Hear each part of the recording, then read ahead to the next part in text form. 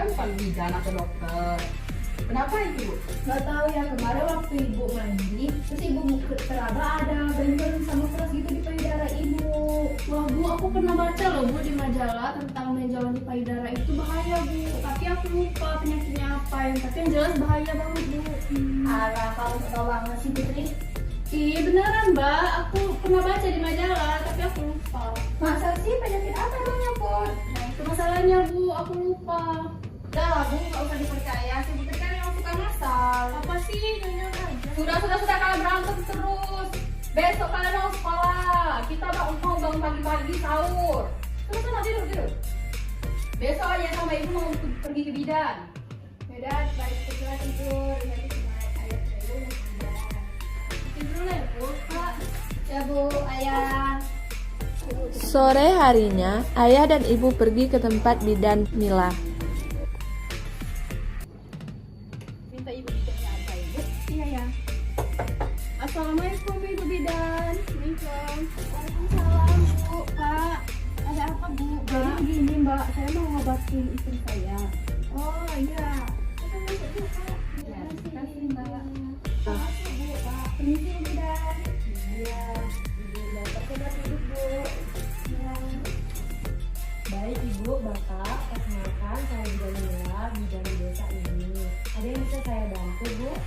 Jadi begini Bu Bidan, kemarin waktu saya mandi, saya ada terasa keras di payudara saya, ada benjolan gitu. Kira-kira kenapa ya? Begitu ya Bu. Saya tidak bisa memutuskan Ibu sebenarnya itu kena apa. Biasanya itu adalah benjolan yang tumbuh di payudara Ibu. Oh, benjolan ya Bu bidan. Iya Pak, maaf, apa pada bulan ini Ibu sudah mengalami menstruasi Bu? Masalahnya, jika menjelang menstruasi itu, payudara kita itu akan terasa besar Bu. Tetapi, kalau setelah selesai menstruasi, payudara Ibu akan terlihat seperti biasa Bu. Ya Bu, tapi saya juga merasa aneh Bu Bidan. Saya takut seperti kata orang kalau benjolan payudara itu kanker payudara Bu Bidan. Baik Bu, saya anjurkan Ibu melakukan sadari. Apakah Ibu sudah tahu Bu, sadari itu apa Bu? Belum Bu Bidan. Baik Bu, saya minta waktunya sekira-kira 2 menit Bu untuk menjelaskan dan memberikan sedikit contoh tentang apa itu sadari. Apakah Bapak dan Ibu bersedia? Bersedia Bu bidan. Begini Bu, sadari itu adalah pemeriksaan payudara sendiri. Tujuan dilakukan pemeriksaan sadari yaitu untuk mendeteksi dini adanya benjolan atau tidak pada payudara Ibu. Nah, karena benjolan tersebut biasanya dicurigai sebagai kanker Bu. Ibu dapat melakukan pemeriksaan sadari di rumah Bu. Yang pertama, Ibu harus mempersiapkan alat-alatnya Bu, seperti kaca atau cermin yang ukurannya cukup besar ya Bu. Lalu, Ibu harus mencuci tangan dengan sabun dan di air mengalir Bu. Kemudian menyiramkannya dengan handuk yang bersih. Bu Bidan, biasanya bisa pakai kaca lemari kan? Ya Bu, bisa. Yang penting Ibu bisa melihat seluruh tubuh bagian atas ya Bu.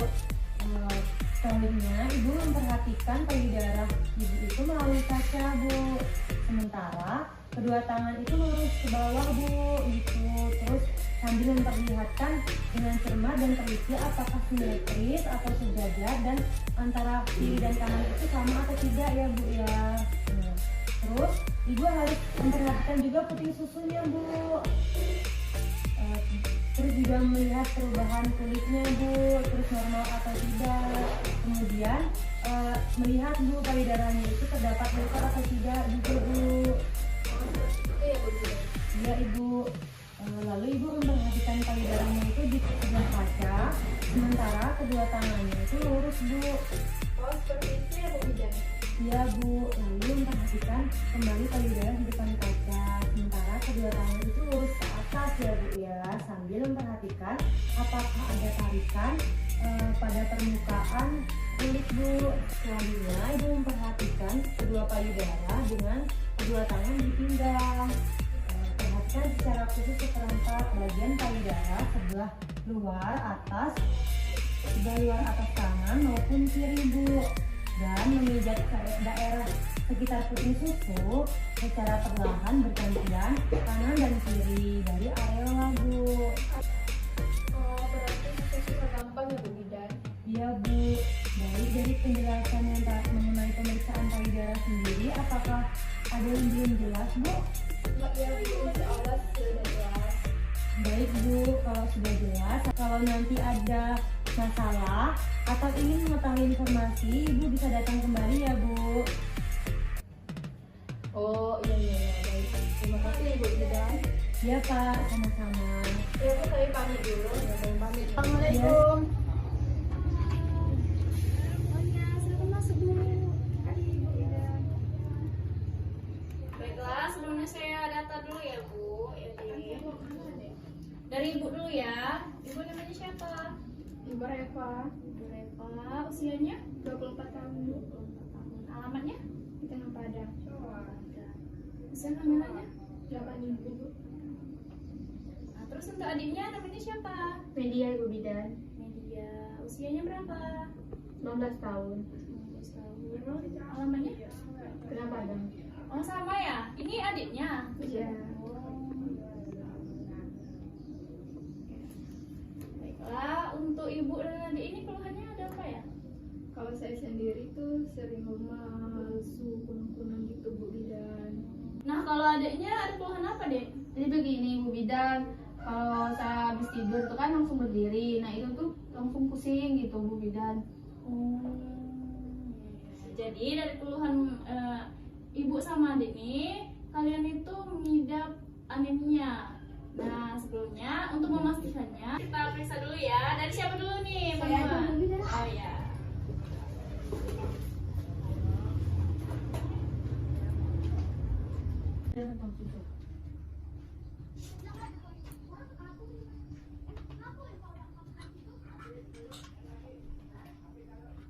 Mandi lagi ya. Oke, Bu Bidan.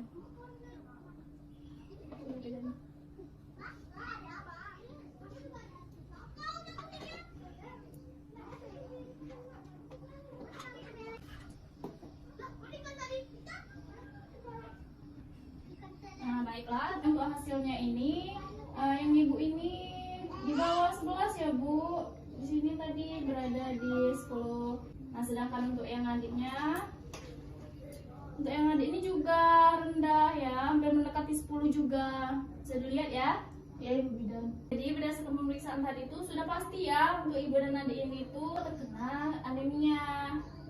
Anemia itu apa ya, Ibu Bidan? Jadi anemia itu dimana sel darah merah kalian itu berada di bawah normalnya, yang mana normalnya itu di 11%. Yang seperti yang saya lihatkan tadi kan, di bawahnya kan. Nah maka itulah yang disebut dengan anemia. Bagi saya yang hamil gimana Bu? Apakah baik-baik saja dengan bayi saya? Apa akibat bagi bayi saya Bu? Nah untuk ibu yang hamil itu sangat bahaya loh Bu, bisa berakibat fatal. Oh, fatalnya bisa berupa keguguran atau Iya bagaimana Bu? benar. Terus bagaimana tindakan yang akan saya lakukan untuk menjaga kesehatan bayi saya Bu? Nah jadi ibu tuh harus segera mengatasi anemia ini dulu ya Bu, dengan mengonsumsi makanan yang banyak mengandung zat besinya. Oh, seperti sayur-sayur ya Bu yang berwarna hijau. Iya benar, seperti sayur bayam, sayur kangkung, seperti itu ya. Untuk adiknya juga ya, walaupun remaja ini juga banyak loh kasus-kasus anemia dan harus segera diatasi dari remaja ini. Nah dengan meminum tablet tambah darah saat menstruasi. Tapi saya sering tidak minum tablet tambah darah Bu Bidan kalau dikasih dari itu sekolah. masalahnya. Jadi harus banyak dikonsumsi ya Bu, ya Dek. Nanti saya kasih, ada kok tablet tambah darahnya. Oh, seperti itu aja ya Bu Bidan. Iya benar. Ada yang ingin ditanyakan lagi mengenai anemia ini Bu? Dek? Tidak ada. Saya ambil dulu ya obatnya. Nah ini dia obatnya. Ini untuk adik ya, dikonsumsi rutin ya konsumsinya. Untuk ibu juga ya Bu. Iya, Bu Jangan Bidan. tidak diminum. Untuk pil tambah darahnya ini konsumsinya berapa hari sekali Bu Bidan? Nah untuk adiknya konsumsinya seminggu sekali ya. Apalagi saat menstruasi itu dikonsumsi rutin ya. Kalau saya Bu Bidan? Nah untuk ibu tuh harus konsumsinya minimal 1 tablet ya. Jadi Setiap hari. Jadi setiap hari ya Bu Bidan ya? Ya setiap hari ya. Kalau begitu, terima kasih Bu Bidan. Saya pamit dulu. Ya, terima kasih Bu Bidan. Ya. Assalamualaikum. Waalaikumsalam. Masuk Ibu. Silakan duduk Bu.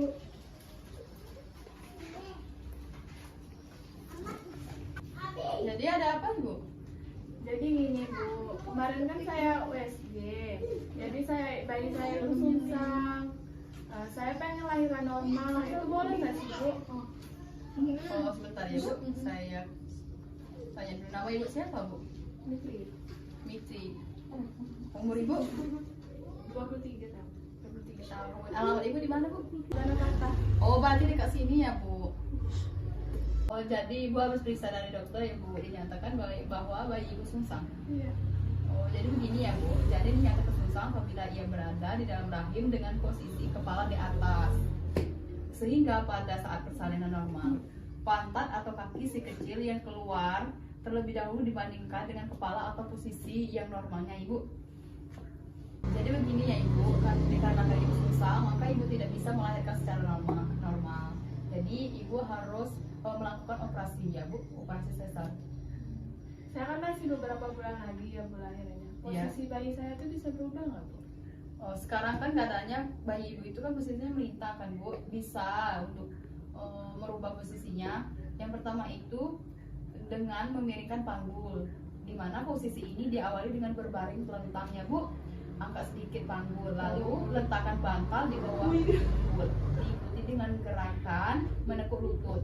Tahap posisi ini hingga sekitar 10 menit. Dan sebaiknya dilakukan sebelum makan dan bayi sedang aktif ya Bu. Selanjutnya supaya hasilnya lebih maksimal, lakukan setidaknya 3 kali dalam sehari. Yang selanjutnya yang kedua yaitu dada ke lutut, yaitu awali gerakan dengan berlutut di atas matras ya Bu. Angkat pantat ke atas, posisikan kepala, bahu dan dada menempel pada matras. Buka kaki lebar-lebar ya Bu. Usahakan agar paha tidak menempel pada bagian perut, sehingga tahan posisi ini sekitar 15 menit. Selanjutnya itu Ibu mengangkat panggul, yaitu awali gerakan ini dengan berbaring. Posisikan lutut menekuk ke arah atas ya Bu. Lalu taruh kedua tangan ke sisi sejajar di sisi tubuh. Tarik napas dalam-dalam dan naikkan perut secara perlahan. Tahan selama beberapa saat ya Bu, kemudian turunkan perut sembari membuang nafas. Lakukan gerakan ini hingga 10 kali dalam 1 hari ya Bu. Kalau misalnya tetap gak berhasil, berarti saya tetap harus operasi gitu? Ya Bu, setidaknya kan kita sudah ada usaha untuk mengurangi ataupun mencegah terjadinya sungsang itu Ibu, atau bayinya itu dalam keadaan melintang itu. Jadi kenapa Ibu takut lahiran dengan sesar Bu? Saya tetap sakit Bu.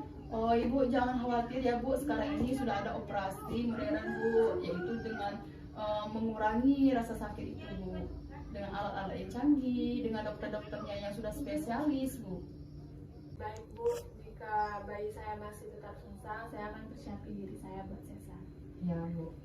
Bagaimana Ibu? Apakah ada yang Ibu tanyakan lagi atau penjelasan saya kurang jelas? Boleh tanyakan lagi. Enggak Bu, terima kasih Bu Bidan. Ya, sama-sama.